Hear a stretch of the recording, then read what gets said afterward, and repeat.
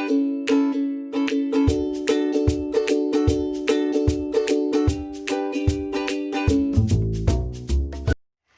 semuanya, perkenalkan nama saya adalah Natasha.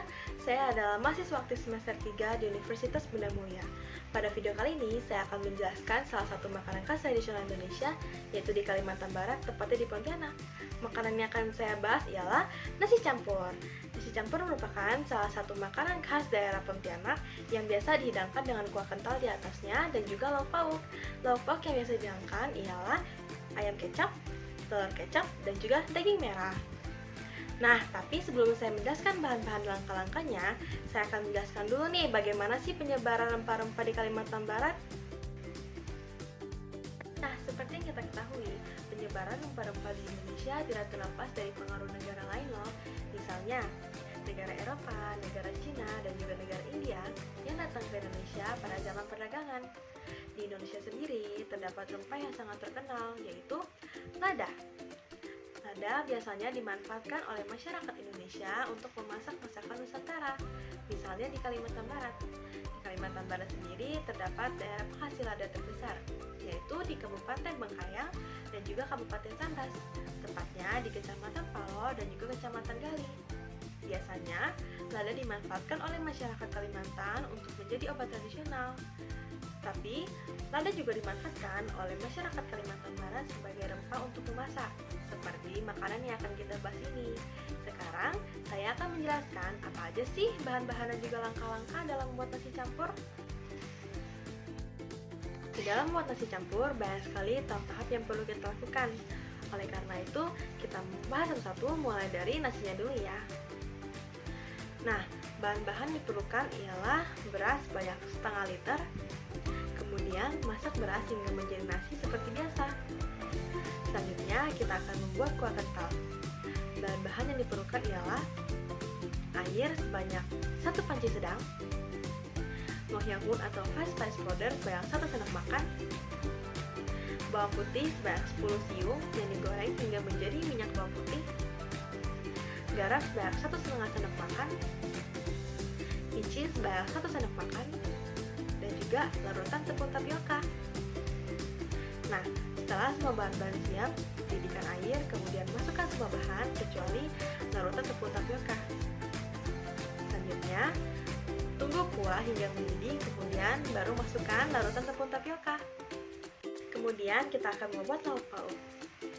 Nah, yang pertama kita akan membuat dahulu daging merah. Bahan-bahan yang diperlukan untuk membuat daging merah ialah daging babi sebanyak 1 kilo, angkat sebanyak 1,5 sendok makan, gula sebanyak 2,5 sendok makan, garam sebanyak setengah sendok makan, air sebanyak 1 liter, lada sebanyak 1 bungkus. Nah, setelah semua bahan-bahan siap, ungkep daging, air, dan juga angkat hingga menjadi kering. Kemudian, tambahkan lada, gula, dan garam. Selanjutnya, kita akan membuat telur kecap ya. Bahan-bahan yang kita perlukan untuk membuat telur kecap ialah 8 butir telur yang sudah direbus dan juga dikupas, kecap asin sebanyak 9 sendok makan, 6 siung bawang putih, setengah liter air, mohyahun atau fresh spice powder sebanyak setengah sendok teh, garam sebanyak setengah sendok teh. Nah, setelah semua bahan-bahan siap, masak semua bahan hingga warna kecap menempel pada telur. Nah, yang terakhir kita akan membuat ayam kecap.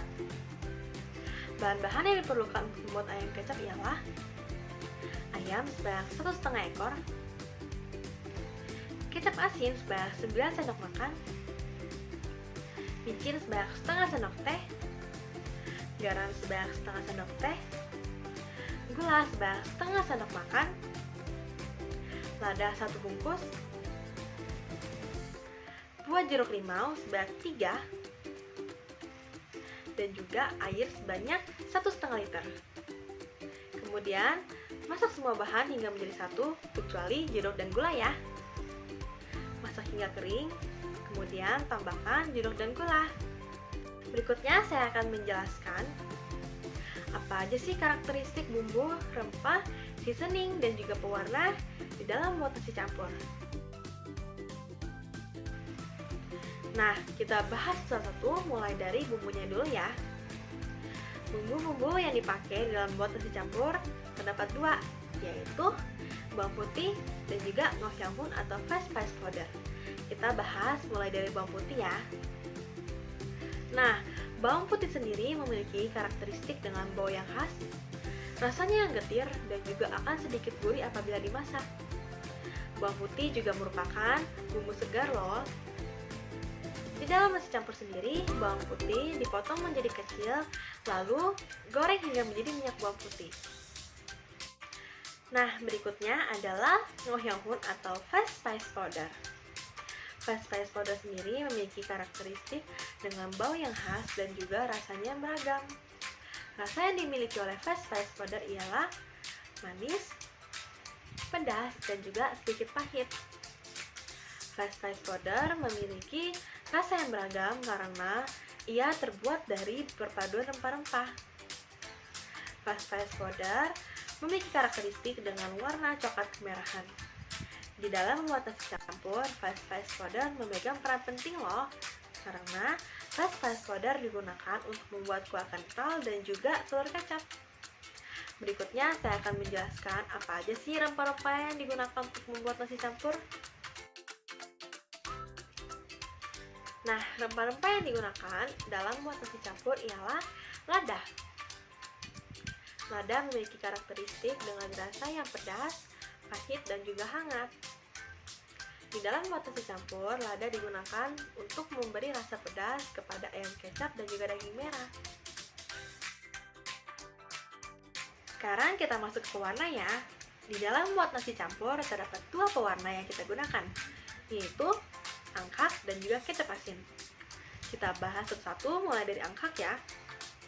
Angkat merupakan beras putih yang telah difermentasi sehingga memiliki warna merah dan juga merupakan pewarna alami loh. Biasanya angkat digunakan untuk memberikan warna merah pada suatu makanan dan juga sebagai pengawet makanan. Namun, di dalam membuat nasi campur, angkat berguna untuk memberikan warna merah kepada daging. Selanjutnya adalah kecap asin. Kecap asin merupakan pewarna yang telah melalui berbagai proses pembuatan. Kecap asin sendiri memiliki karakteristik dengan warna hitam, encer, dan juga rasanya yang asin.